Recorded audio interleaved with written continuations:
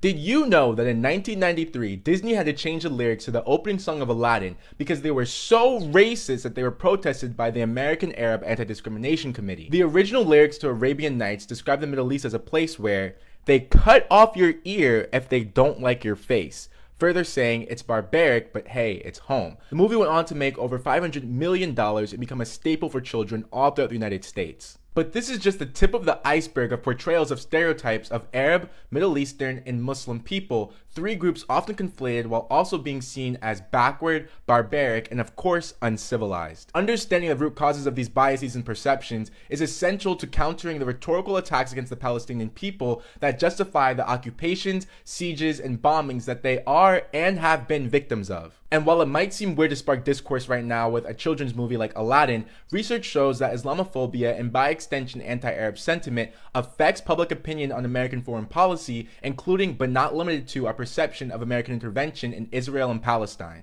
In Real Bad Arabs, How Hollywood Vilifies a People, author Jack Shaheen analyzes 1,000 films made since 1896 that portray Arab people. In 936 of these films, Arabs are portrayed negatively. By contrast, only 12 films were positive depictions, and mind you, this analyzed films that came out before 9/11 when anti-Arab discrimination became even more widespread. Shaheen argues that many of these ideas especially stem from the Orientalism of British and French authors who visited the region now known as the Middle East after the two empires took control of it from the Ottoman Empire, carving up the region into many of the nation states that exist today. But in terms of major motion pictures and industry grounded in the United States, anti-Arab stereotypes and tropes have almost always supported US agendas in that region. For example, the Oscar-winning historical epic movie Exodus came out in 1960 and depicted a foundational story of Israel told from the perspective of Jewish people arriving from Europe. The movie was based on a best-selling book that only came out a few years prior and has been credited with Americanizing the narrative of Israel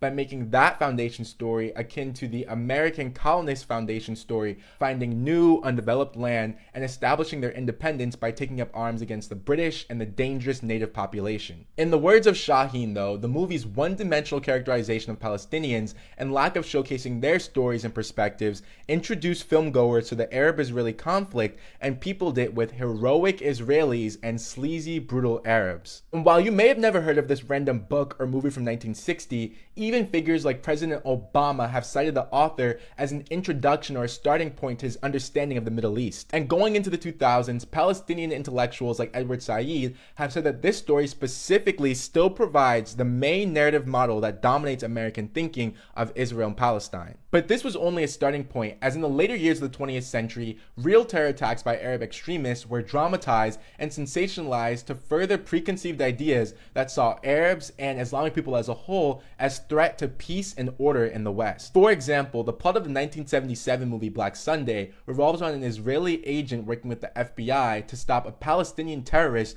who wants to blow up 80,000 attendees at the Super Bowl, including the President of the United States. And these notions played out in real wars themselves, like the infamous case of the Nair testimony, where a young girl completely lied about having seen Iraqi soldiers take babies out of incubators and leave them to die. And this false testimony was used to build public support for the Persian Gulf War by George Bush Sr. And like father, like son, as we all know, George Bush Jr. lied about Arab nations having weapons of mass destruction to justify the Iraq War. And my earlier claim holds true in that throughout the 2000s, countless war dramas came out that sensationalized the stories of US soldiers in the Middle East at the expense of furthering stereotypes about Arab and Muslim people. And this includes the opening installation of the biggest movie franchise of all time. In Marvel's Iron Man, which had a script that was approved by the Pentagon, the white American main character spends much of the movie kidnapped by an extremist group in the Middle East. And while the overall message of the movie included important commentary about war profiteering, the villainous Middle Eastern characters fit almost all the popular stereotypes exacerbated by the war on terror. In fact, in this post-9/11 period, hate crimes against Arab and Muslim people became 5 times more common than they were before. And we rarely come across depictions of Arab and Middle Eastern people in their full humanity,